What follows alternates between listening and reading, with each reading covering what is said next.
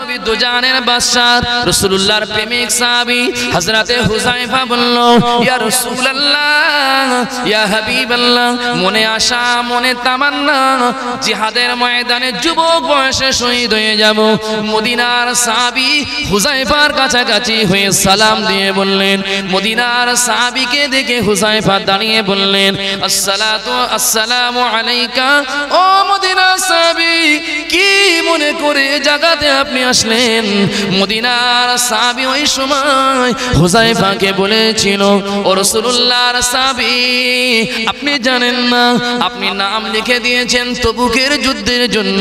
আল্লাহ নবী আপনাকে ডাক দিয়েছে, কিন্তু আপনি তো ডাকে সাড়া দেননি। নবীজি আপনার কাছে পয়গাম পাঠিয়ে দিয়েছে, দেরি নয়, এক্ষুনি যেতে হবে।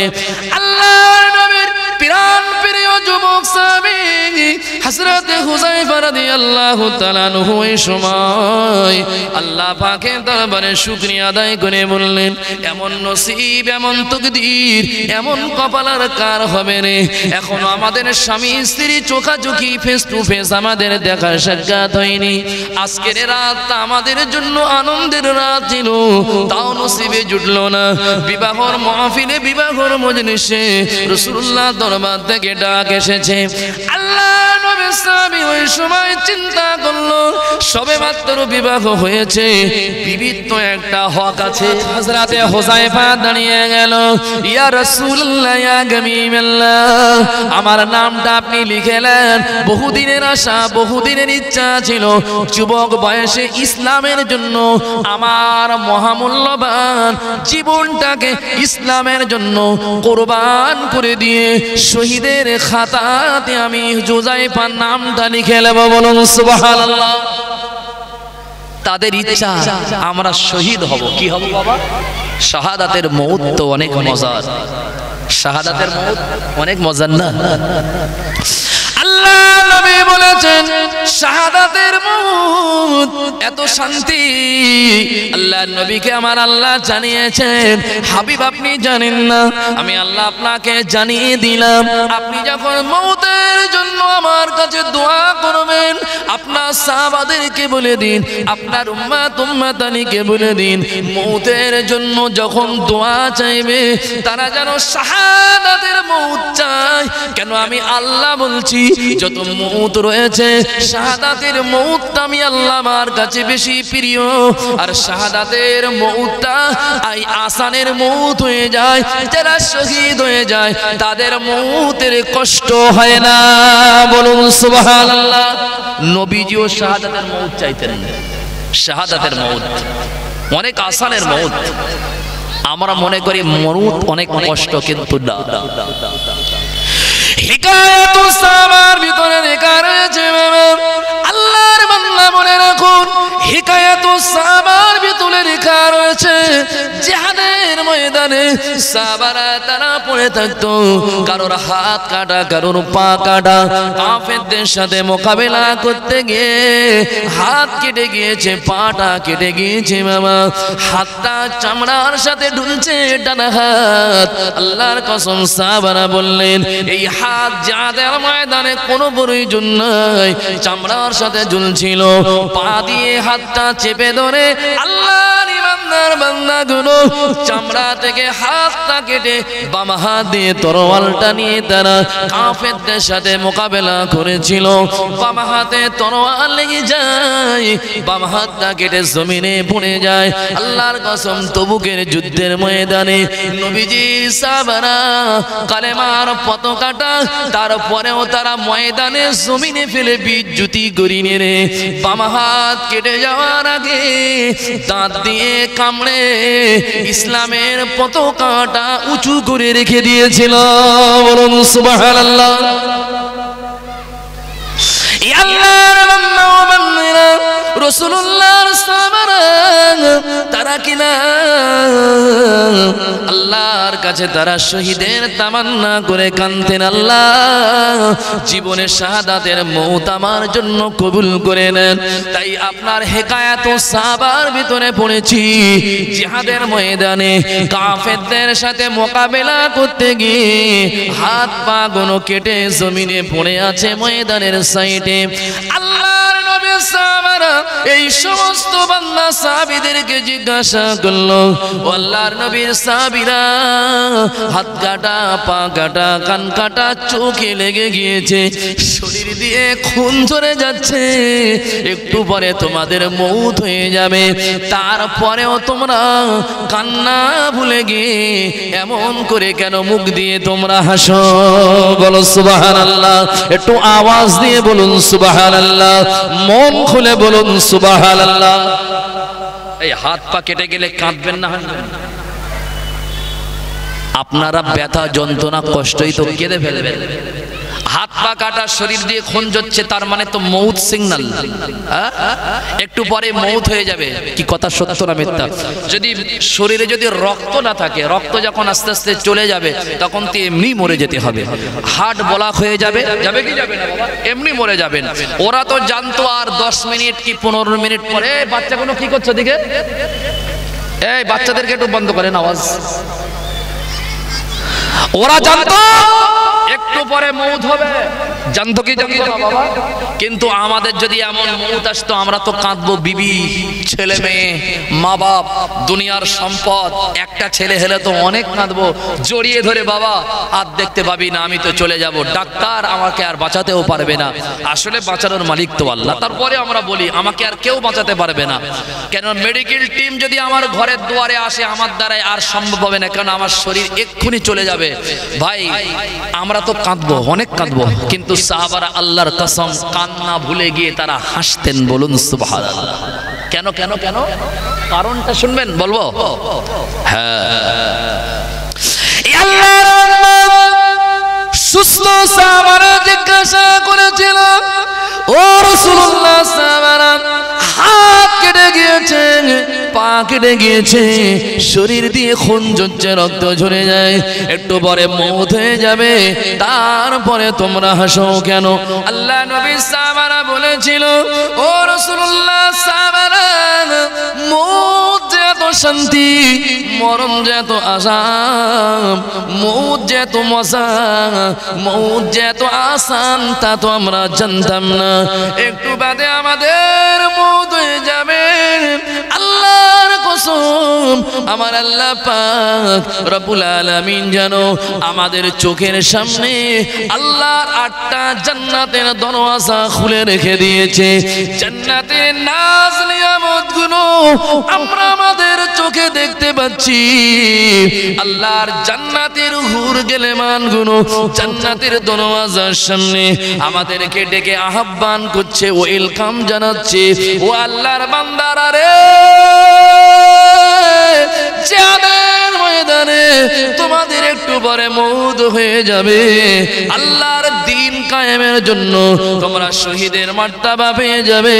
তোমরা মরো না, তাই আমরা তোমাদের কাছাকাছি হতে পারছি না।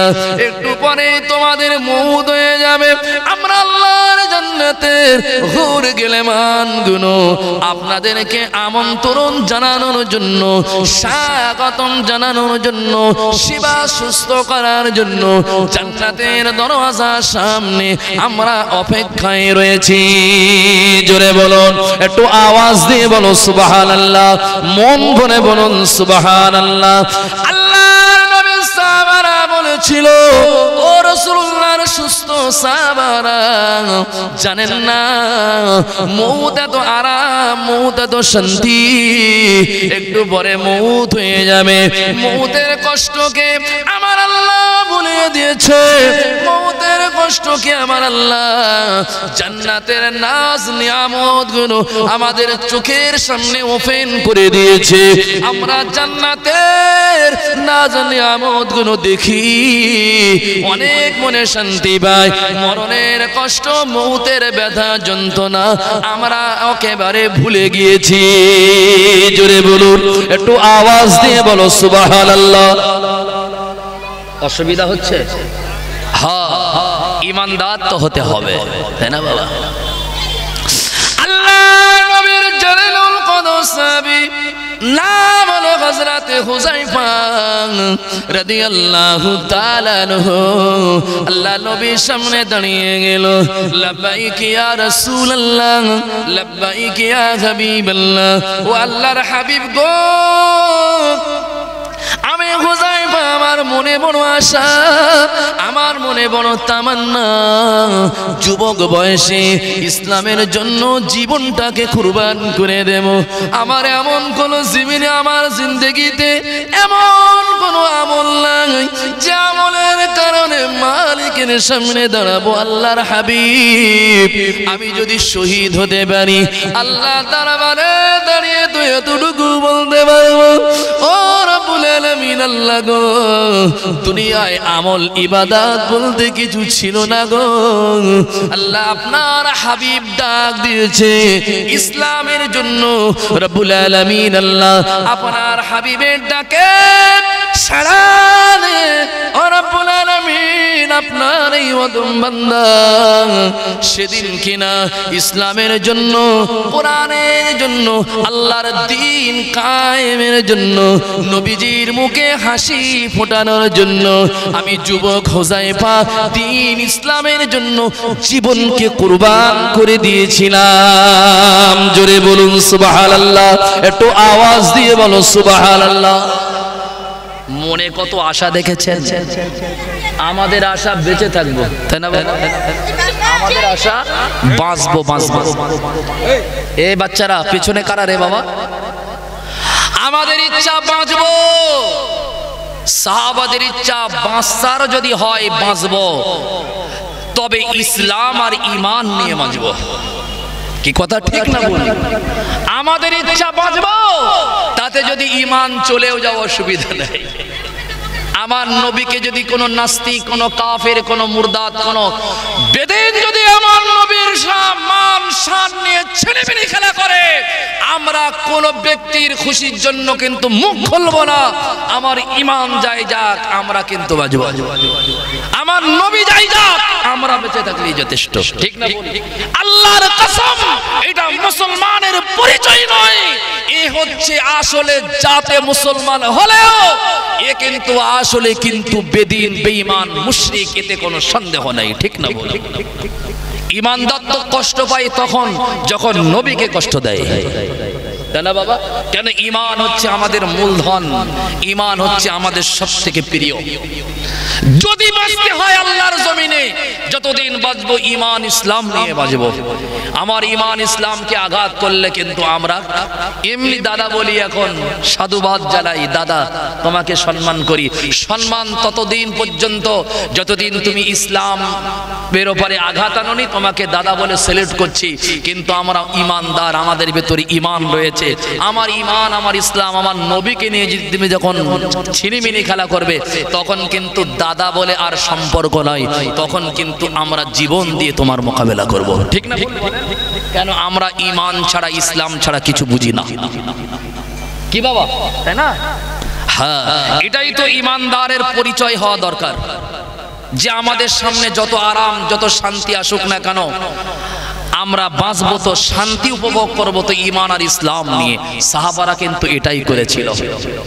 তারা মা বাপকে কষ্ট দেয়নি, কিন্তু রাসূলুল্লাহর মুখে হাসি ফুটিয়েছিল। মায়ের কাছ থেকে ইজাজত নিয়ে, মা, এ দুনিয়ায় বেঁচে থেকে কি লাভ হবে যদি ইসলামকে কাফেররা আঘাত করে? কি কথা ঠিক না বলি? এ দুনিয়ায় বিবি বাচ্চা নিয়ে বেঁচে থেকে কোনো লাভ নাই। যদি বাঁচতে হয় বিবি বাচ্চার সাথে সাথে ঈমান আর ইসলাম। কসম, তারা মায়ের কাছ থেকে যখন জিহাদে যেত অনুমতি নিতেন, মা হয়তো আর দেখা হবে না, শেষ বিদায় দাও, শেষ দেখা। মাও তেমন ছিল, মা বলতো, বাবা যাচ্ছিস যা, একটা কথা মনে রাখবি। আমি সে কথাটা বলছি, আপনাদের অসুবিধা হয় না তো বাবা? আমি কি আপনাদেরকে সুন্দর করে বোঝাতে পারবো না? আমার পরে যে আলেম ওলামারা রয়েছেন সুন্দর করে তথ্য দিয়ে বোঝাবেন। আমি তো গুনাহগার ছেলে মানুষ, আমার ইলম কালাম কিচ্ছু নাই।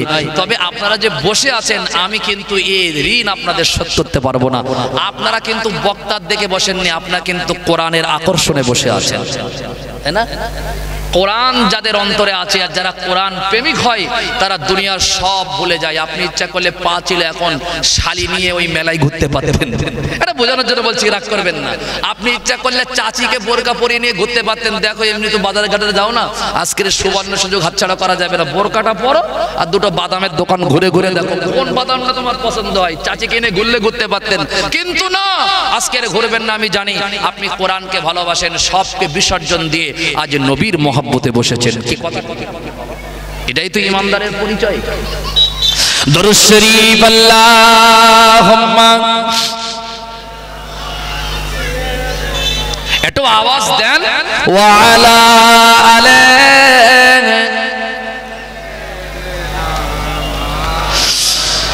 যার কদম চুমে ধন্য আর সিদরাতে মুনতাহা, মারহাবা মারহাবা বলো, মারহাবা মারহাবা, মারহাবা মারহাবা বলো, মারহাবা মারহাবা, মারহাবা মারহাবা বলো, মারহাবা মারহাবা।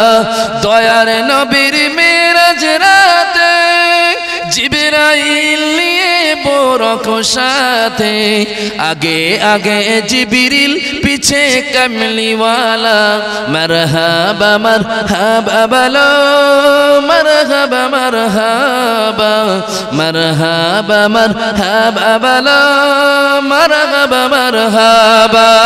আল্লাহুম্মা, দেখি মোবাইলটা দাও,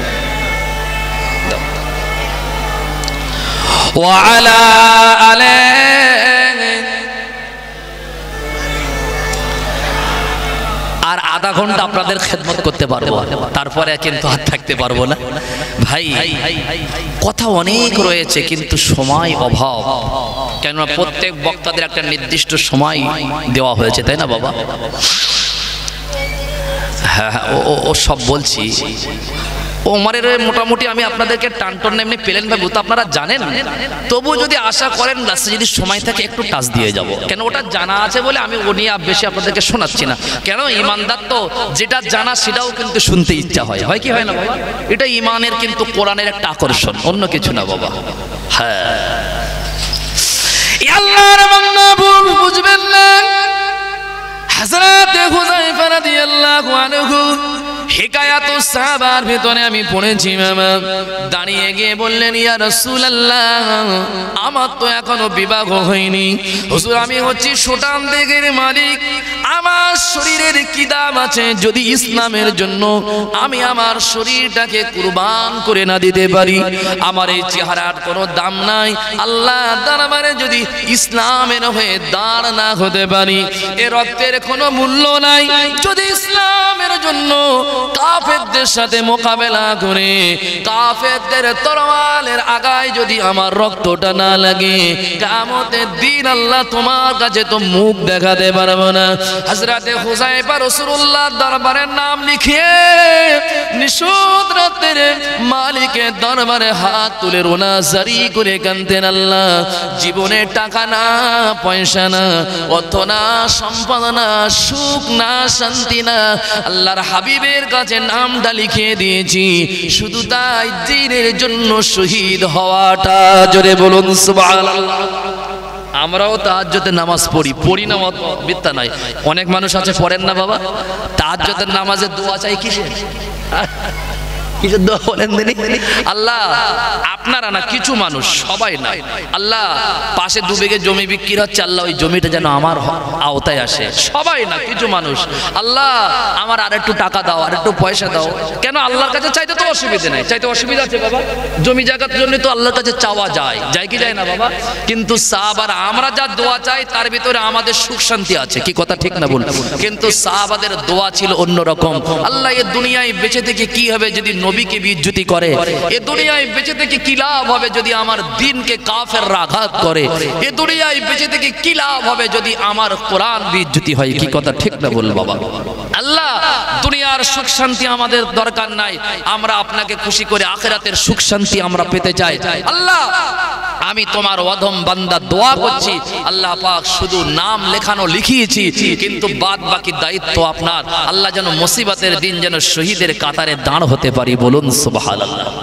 কি দোয়া রে বাবা, এ কি দোয়া! এরম তো আমরা ভুল করেও করবো না। কেন? মরণের জন্য আমাদের ভয় লাগে। লাগে কি লাগে না বাবা? অনেক ভয়। কেন? এই মায়া মমতার জীবন টক করে কি ছাড়তে চায়? যতই যাই বলুক, মা যতই সন্তানকে ভালোবাসুক, বাসে অবশ্যই, কিন্তু যদি আজরাইল সামনে এসে বলে লোবকার কথা বল, মাও রয়েছে বেটাও রয়েছে, মা ভালোবাসে আল্লাহর কসম, কিন্তু আমাদের মাগুলো যতই ভালোবাসুক, আজরাইল যদি একবার দাঁড়িয়ে আসে তাহলে বলবে আমাকে নাও ওকে নাও। বলবো কি বলবো, এটা বোঝানোর জন্য বলছি, খারাপ ভাববেন না যেন। কেন? আমরা আমাদের জীবনকে, আমরা আমাদের হায়াতকে অনেক ভালোবাসি, দুনিয়াকে আমরা অনেক ভালোবেসে ফেলেছি, তাই না বাবা? আমরা টক করে কেউ কিন্তু মরতে চাই না, ঠিক না ভুল বাবা? কেন? আমাদের জীবনের অনেক মায়া আছে। বাইরা বাবা জিরানো সোয়ান তরুণেরা রাসূলুল্লাহ দরবারে নামটা লিখিয়ে দিয়েছে। মা একমাত্র সন্তান হুযায়ফা মাকে কথাটা বলেননি। আমার বৃদ্ধ মা শুনলে হয়তো চিন্তা করবে, কিন্তু না, সাহাবীরা কিন্তু চিন্তা করেননি বাবা, করতেনও না। হুযায়ফা কিন্তু মাকে শোনাননি। ও আল্লাহর বান্দা, বৃদ্ধ মা হুযায়ফার বয়স হয়েছে, বিবাহের জন্য কিনা উপযুক্ত একটি মেয়েও দেখে ফেলেছে।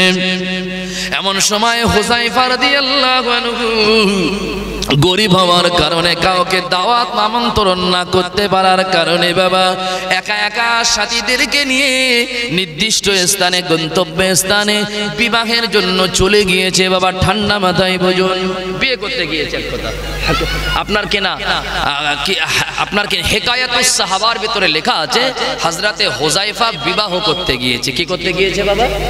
এদিক থেকে রাসূলুল্লাহ সিরিয়াল বাই সিরিয়াল নাম ধরে ডাকছে। সবার নাম জাফর বিন আবু তালিব, আব্দুল্লাহ বিন রাওহা, এমন করে সবার নাম ধরে ডাক দিচ্ছে, কিন্তু হযরতে হুযায়ফা কিন্তু লাব্বাইক ইয়া রাসূলুল্লাহ বলে না। স্কুলে গেলে যখন আপনার প্রেজেন্ট, যখন মাস্টার যখন আপনাকে হাজিরা নেয়, তখন জি স্যার বা প্রেজেন্ট বা ইত্যাদি ভাষা বলেন কি বলেন না বাবা? কি উপস্থিত যাও একটা বলেন।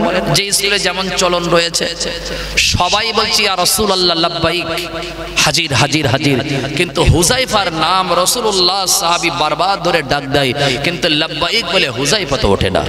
নবী চিন্তা করলো হুযায়ফার তো সংবাদটা পৌঁছে দেওয়া দরকার, কারণ নাম লিখেছে, উচিত হবে এই সংবাদটা তাকে পৌঁছে দেওয়া, ঠিক না বল বাবা? তিনি প্রেজেন্ট নাই, তিনি হাজির নাই। আল্লাহর নবী মদিনার একজন সাহাবীকে দায়িত্ব দিল, ও আমার সাহাবী চলে যাও, হুযায়ফা আমার দরবারে হাজির নাই, হুযায়ফার কাছে গিয়ে এই বার্তাটা পৌঁছে দেওয়া হোক।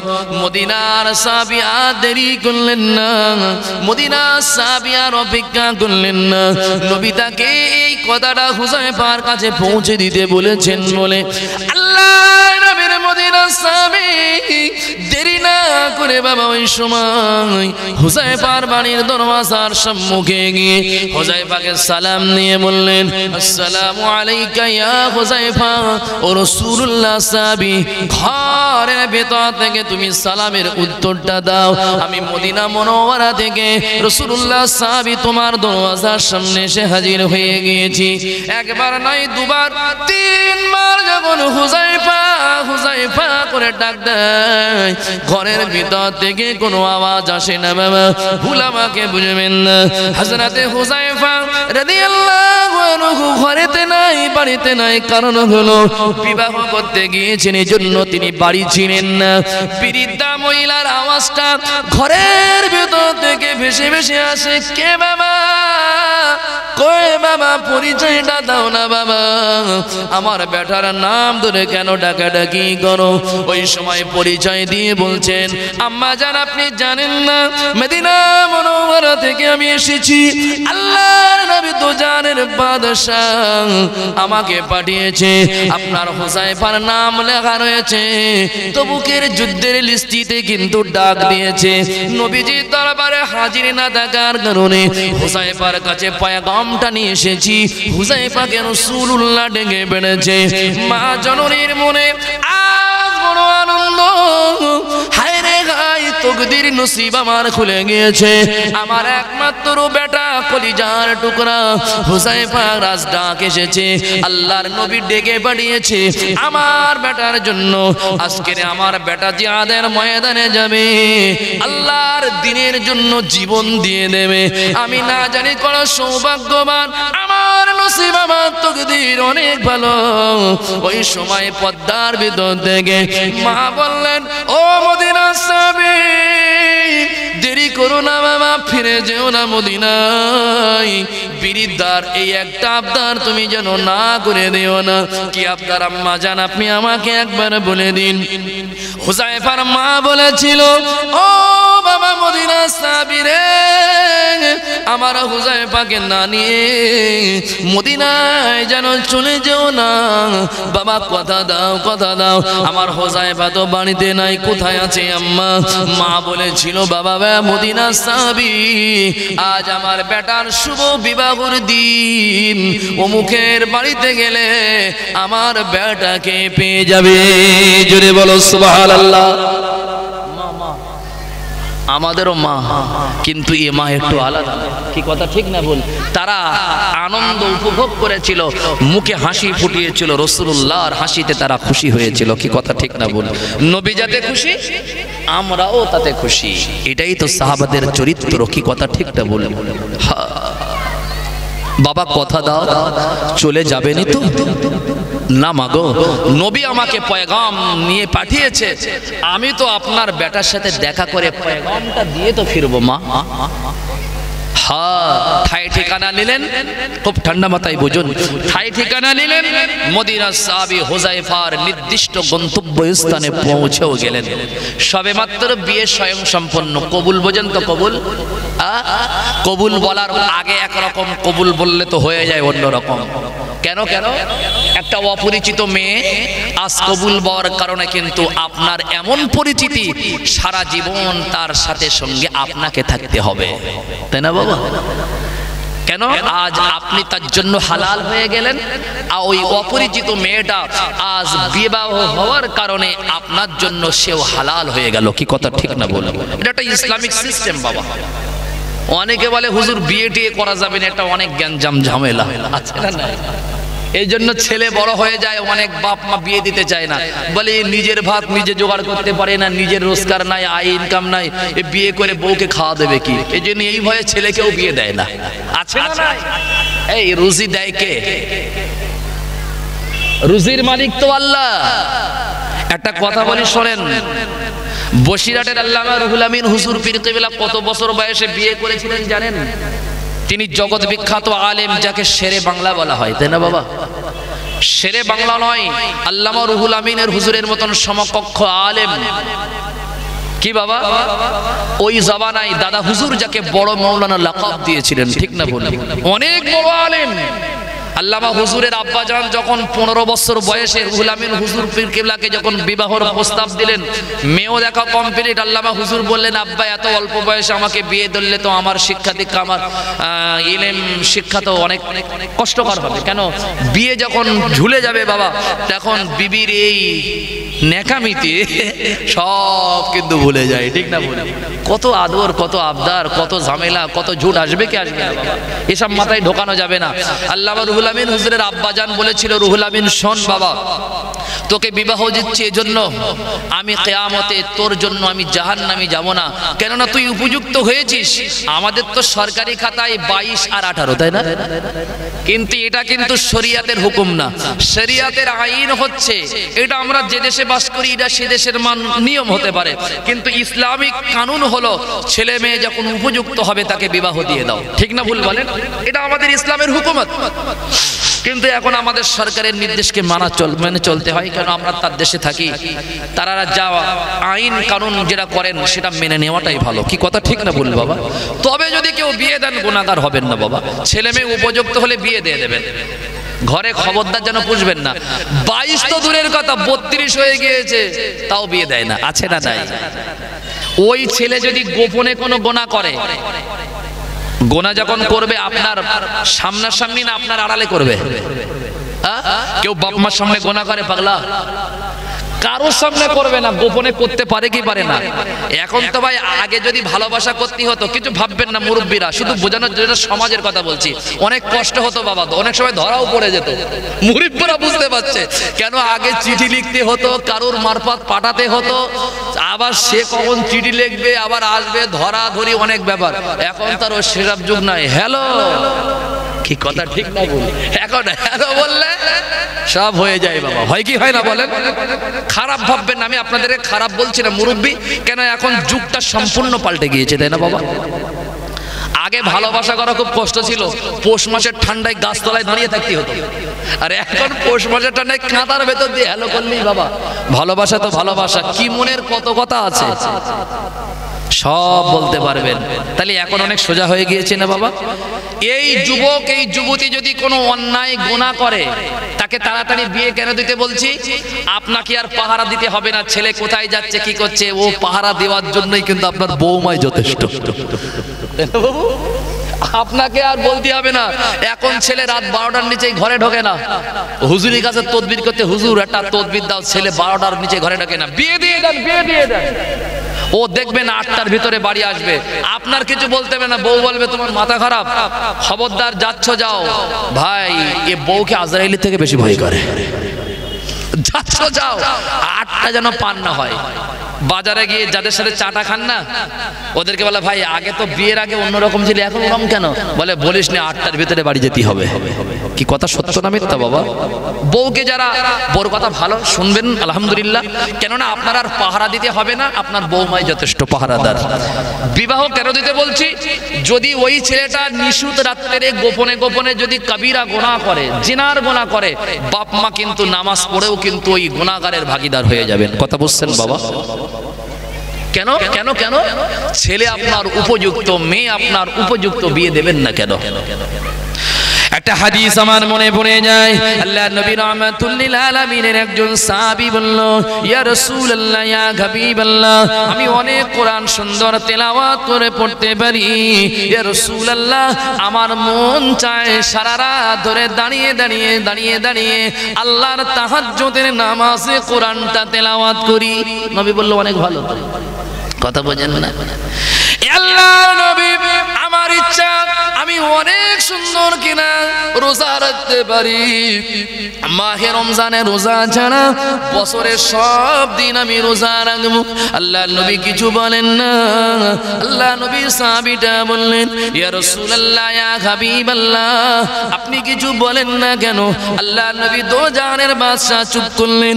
সাহাবী বললেন, ইয়া রাসূলুল্লাহ, আমি আপনাকে অনেক মহব্বত করি, অনেক ভালোবাসি, আমার মন চায় বিবাহ না করে সারা জীবন আপনার দরবারে আসহাবে সুফফাতে জীবন কাটিয়ে দেব। সুবহানাল্লাহ বলবেন না, নাউজুবিল্লাহ বলবেন না, আলহামদুলিল্লাহ বলবেন? বলে যে কি বলবে এখন পরে বলছি, আপনাকে রসটা বলেন, তারপর চিন্তা ভাবনা করে বলবো। সারা জীবন বিয়ে না করে নবীর খেদমত করা ভালো না? ভালো না। নবী ওইভাবে ভালোবাসতে বলিনি বাবা। নবী বললেন তোমার তো সব কথা ঠিক আছে, কিন্তু আমি নবী যদি বিয়ে শাদী করেছি, তাহলে আমাকে যদি ভালোবাসতে চাও তাহলে তোমাকেও বিয়ে করতে হবে। ঠিক না ভুল বাবা? নবী যদি বিয়ে না করতেন, নবী তো আল্লাহকে অনেক ভালোবাসে, বাসে কি বাসে না? নবী বিয়ে শাদী মনে করেননি নাকি? না করেছিলেন? করেছিলেন। নবীকে ভালোবাসা মানে ওই বিবাহ শাদী না করে আসহাবে সুফফায় গিয়ে বসে থাকার না। আল্লাহর নবী বলেছে আমাকে যদি ভালোবাসতে যাও, ঘরে যাও, গিয়ে বিবাহ করো। কি কথা ঠিক না ভুল বাবা? দুনিয়ার সব মজা তো স্ত্রীর ভিতরে, ছেলে মেয়েদের ভিতরে। ঠিক না ভুল? এই আয় রোজগার, যাদের ছেলে নাই মেয়ে নাই, তারা আয় ইনকাম রোজগার করে কোনো মজা পায় না, তাই না বাবা? যাদের ছেলে মেয়ে নাই যেন সব খায়, যেন আনলি আনলি লাগে, তার মানে কিচ্ছু ভালো লাগে না। ছেলে মেয়ে এসে যখন পান্তা ভাতে হাত বুড়িয়ে দেবে না, বাপ বলে কোলে চাপবে না, ভাই মাখানো ভাত গালে না দিয়ে টেনে যখন গালে নিয়ে আব্বু আমি খাবো, এই মজা একটা আলাদা। ঠিক না বল বাবা? দুনিয়ার মজা যদি চাকতে চান, বিবাহ করেন, অনেক মজা পাবেন।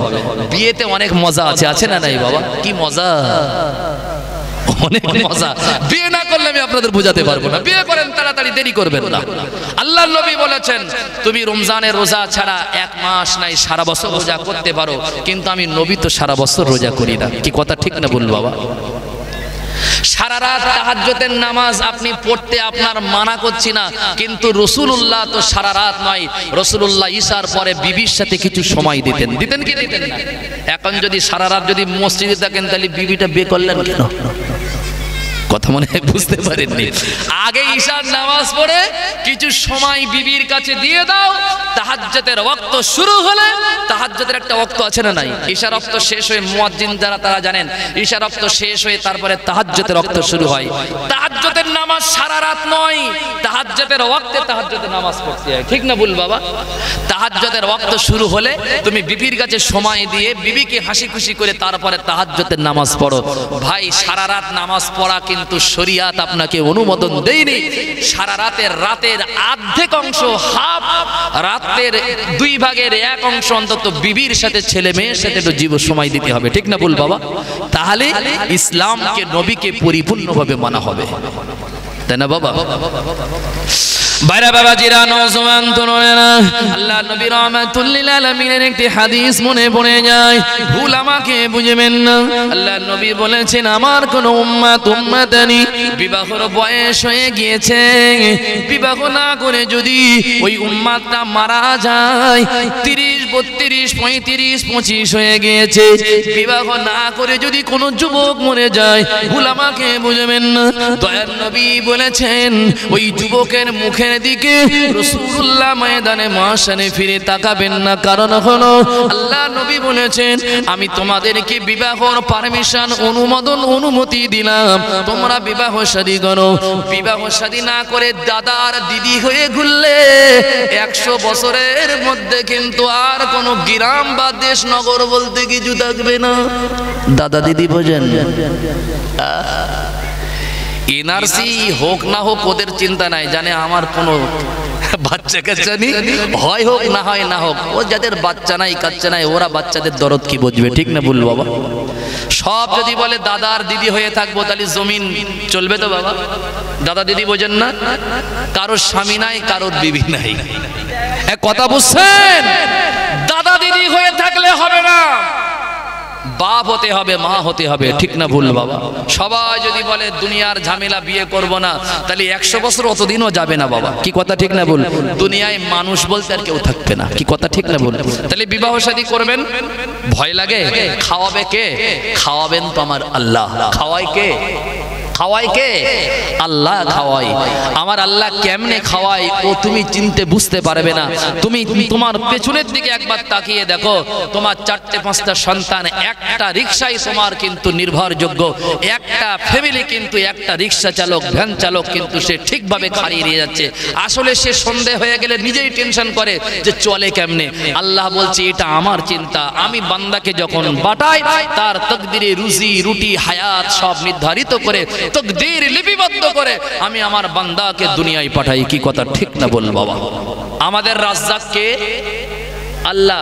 সরকার উঠে পড়ে লেগেছে, একটার বেশি নেওয়া যাবে না, একটার বেশি নেওয়া যাবে না।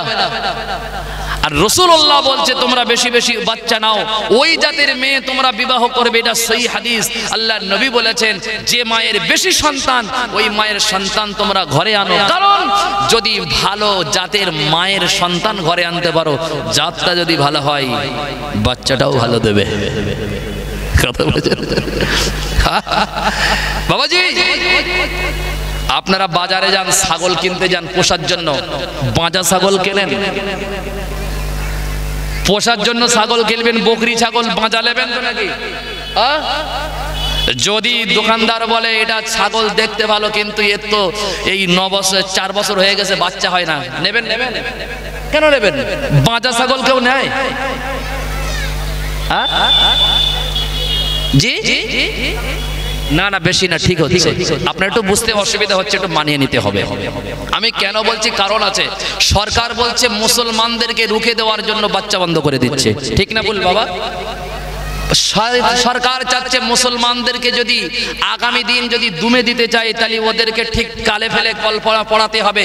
বাচ্চা বন্ধ করলে এই ভারতবর্ষ মুসলমান যেভাবে সংখ্যা বৃদ্ধি পাচ্ছে, একটা পিতা তার 10টা ছেলে, মুসলমানদেরকে যদি আমরা থমকে দেই, বাচ্চা বন্ধ করে দেই, আগামী দিন কিন্তু মুসলমান আমরা কমজোর হয়ে যাবে, আমাদের ক্ষমতা আমরাই আমাদের হাতে থেকে যাবে। ঠিক না বল বাবা? হ্যাঁ, এই জন্য রাসূলুল্লাহ বলেছেন তোমরা বেশি বেশি উম্মত বাড়াও। কি বাড়াও বাবা? কি বাড়াও? উম্মত বাড়াও। উম্মত বাড়াবেন তো ইনশাআল্লাহ? বলেন ইনশাআল্লাহ। ভাইরা বাবাজিরা, নওজোয়ান তরুণেরা, ভুল আমাকে বুঝবেন না, হয়তো আপনার বুঝতে অসুবিধা হচ্ছে, কিন্তু কথাগুলো কিন্তু অনেক সত্য কথা। আল্লাহ নবী দুজানের বাদশাহ রাসূলুল্লাহর প্রেমিক সাহাবী হযরতে হুযায়ফা বলল, ইয়া রাসূলুল্লাহ, ইয়া হাবিবাল্লাহ, মনে আশা মনে তামান্না জিহাদের ময়দানে যুবক বয়সে শহীদ হয়ে যাব। মদিনার সাহাবী হুযায়ফার কাছাকাছি হয়ে সালাম দিয়ে বললেন, মদিনার সাহাবীকে দেখে হুযায়ফা দাঁড়িয়ে বললেন, আসসালামু আলাইকা। ও মদিনার সাহাবী, কি মনে করে জায়গাতে আপনি আসলেন? মদিনার সাহাবী ওই সময় হুযায়ফাকে বলেছিল, ও রাসূলুল্লাহর সাহাবী, আপনি জানেন না, আপনি নাম লিখে দিয়েছেন তবুকের যুদ্ধের জন্য, আল্লাহ নবী আপনাকে ডাক দিয়েছে, কিন্তু আপনি তো ডাকে সাড়া দেননি। নবীজি আপনার কাছে পয়গাম পাঠিয়ে দিয়েছে, দেরি নয়, এক্ষুনি যেতে হবে।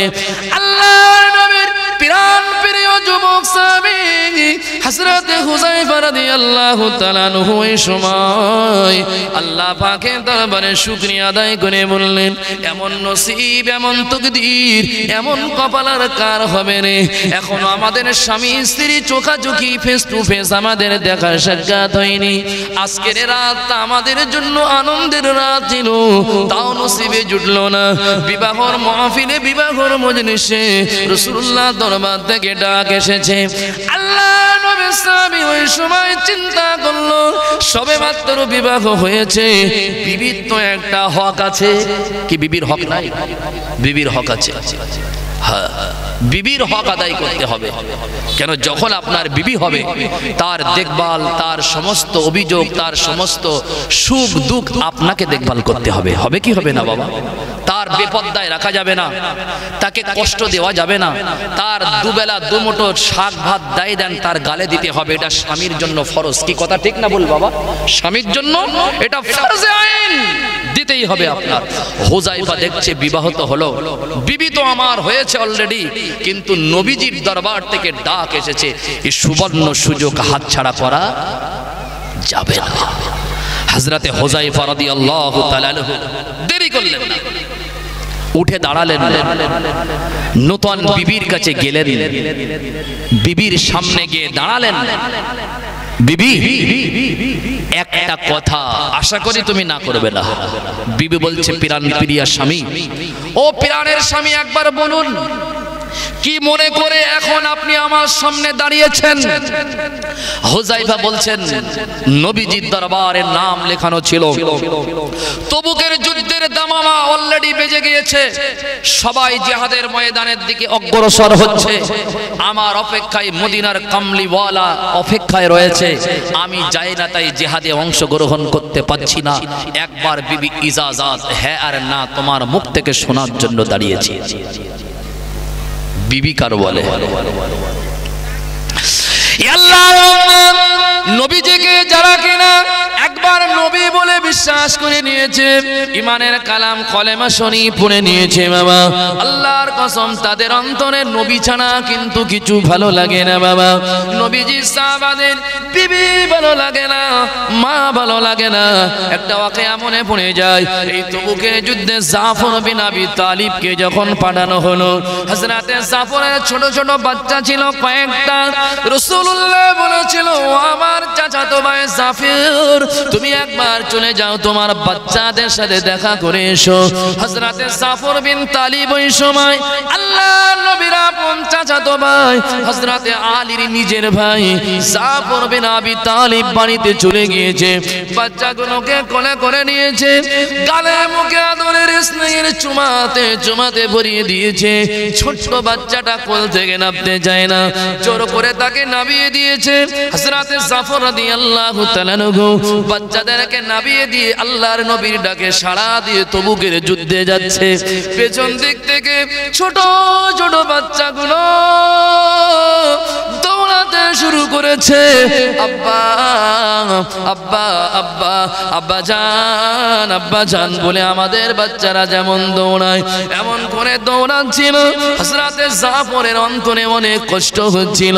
কিতাবের ভিতরে পড়েছি হযরতে জাফর বিন আবি তালিব পেছনের দিকে ফিরে তাকায়নি বাবা। কারণ হলো আল্লাহর নবীর হাদিসটা মনে পড়ে গিয়েছিল। রাসূলুল্লাহ বলেছেন, লা ইউমিনু আহাদুকুম হাত্তা আকুনা হাব্বা ইলাইহি মিন ওয়ালিদিহি ওয়া ওয়ালাদিহি ওয়ান নাসি আজমাইন। আল্লাহর নবী বলেছেন, ওয়া মা সাবারা, তোমরা অতক্ষণ পর্যন্ত মুমিন হতে পারবে না যতক্ষণ না তোমার ছেলে, তোমার মেয়ে, তোমার বিবি, তোমার মা বাপ, তোমার জীবনের থেকে আমি রাসূলুল্লাহকে বেশি মহব্বত না করতে পারবে, অতক্ষণ মুমিন হতে পারবে না। রাসূলুল্লাহর হাদিসটা তার সামনে এসে হাজির হয়ে গেল। বাচ্চাগুলো আব্বা আব্বা বলে ডাক দিচ্ছিল পেছন থেকে। আল্লাহর কসম, জাফর বিন আবি তালিব বাচ্চার ডাকটা কানে শুনতে পাচ্ছিল, পেছনের দিকে ফিরে তাকায়নি। কারণ হলো একবার যদি বাচ্চার দিকে ফিরে তাকায়, বাচ্চার চোখের পানিগুলো দেখলে হয়তো রাসূলুল্লাহর মহব্বত কমে যাবে। আমার বাচ্চা থেকে আমার নবীকে আমি বেশি ভালোবাসি। বলুন সুবহানাল্লাহ, একটু আওয়াজ দিয়ে বলো সুবহানাল্লাহ। কথা বুঝছেন? এই হলো সাহাবাদের মহব্বত, সাহাবাদের ভালোবাসা। হুযায়ফা তো চিন্তা করছিল নতুন বিবি আমাকে অনুমতি দেবে কিনা। হুযায়ফা যখন বলল, বলতে দেরি হয়, হুযায়ফার বিবি আর দাঁড়িয়ে বলতে দেরি করলো না। আমার মতন সৌভাগ্যওয়ালা নারী, আমার মতন ভাগ্যবতী নারী আর জমিনে কে হতে পারে? রহমাতুল লিল আলামিনের মদিনার কামলিওয়ালা দরবার থেকে আজ আমার স্বামীর ডাক এসেছে।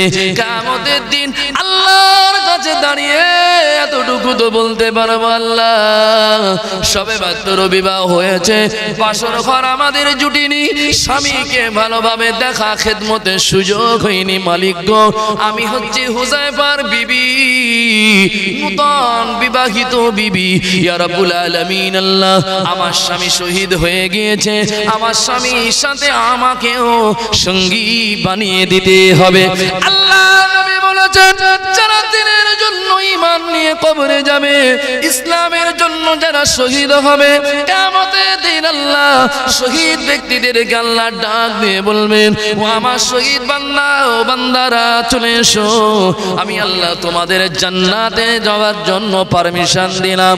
শহীদরা ওই সময় বলবে, ও রব্বুল আলামিন, আল্লাহ জান্নাতে যাব, কিন্তু বিবিকে রেখে কেমনে যায়? আল্লাহর নবী বলেছেন, শহীদদেরকে আল্লাহ পারমিশন পাওয়ার দিয়ে দেবে, বিবিদেরকে তারা চিনে নিয়ে তাদের ডান হাতের শাহাদাত আঙ্গুলটা ধরে বাবা শহীদরা তাদের বিবিদেরকে নিয়ে জান্নাতের দিকে এগিয়ে যাবে। জোরে বলুন সুবহানাল্লাহ, একটু আওয়াজ দিয়ে বলো সুবহানাল্লাহ। আল্লাহ নবী জলিলুল কদর সাহাবী হযরতে হুযায়ফার বিবি ওই সময় স্বামীকে বললেন, স্বামী গো দেরি না, আমাকে খুশি করার জন্য, আমার সাথে সময় দেওয়ার জন্য দেরি হয়ে যাবে। আমার রহমাতুল লিল আলামিন যদি নারাজ হয়ে যায়, নবীজি যদি তোমাকে সময় মতন না পায়, নবী নারাজ হয়ে গেলে আল্লাহ পাক রব্বুল আলামিন নারাজ হয়ে যাবে। দেরি করা যাবে না, রাসূলুল্লাহ দরবারের ডাক এসেছে, আমি আপনাকে পারমিশন দিলাম। স্বামী গো আমার কথা ভাববেন না, দুনিয়ায় যদি দেখা না হয়, আল্লাহ তাআলার দরবারে ময়দানে মাশারে দেখাটা হয়ে যাবে। জোরে বলুন, একটু আওয়াজ দিয়ে বলো সুবহানাল্লাহ, মন ভরে বলুন সুবহানাল্লাহ। এমন বিবি তো নসিবের দরকার। কপালে এমন বিবি থাকা তো অনেক সে সৌভাগ্যবান। আমাদের বিবিরা কিন্তু যদি এমন ডাক আসে বলবে মাথা খারাপ, যাদের ঘরের বেশি ছেলে তারা যাক, তুমি তো আমার একটা মাত্র স্বামী, ও সোনা চলে গেলে আর পাওয়া যাবে না, ঠিক না বল? কিন্তু না, নবীজিকে সাহাবারা জীবনের থেকে বেশি ভালোবেসেছিল, স্বামীর থেকে, বিবির থেকে, মা থেকে, বাবার থেকে, সন্তানের থেকে রাসূলুল্লাহকে তারা বেশি ভালোবেসেছিল, ঠিক না ভুল বাবা? হ্যাঁ, এই ভালোবাসাটা হচ্ছে ঈমান। ভালোবাসাটা কি বাবা? আর এই ঈমান যাদের ভিতরে আছে, হাদিস অনুযায়ী তারা হলো মুমিন। হাদিস অনুযায়ী তারা কি বাবা? পূর্ণাঙ্গ মুমিন, এতে কোনো সন্দেহ নাই। দরুদ শরীফ আল্লাহুম্মা